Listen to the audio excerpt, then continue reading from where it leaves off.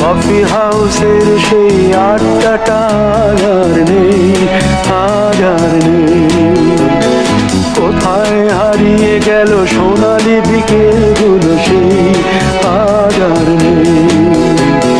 লা লা লা লা লা লা লা লা লা লা লা লা লা লা।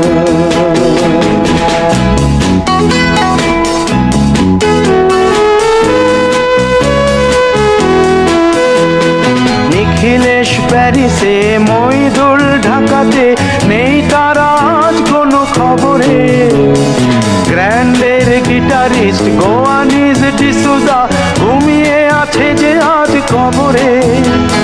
কাকে যেন ভালোবেসে আঘাত পেয়ে যে শেষে পাগলা গারদে আছে রমা রায়।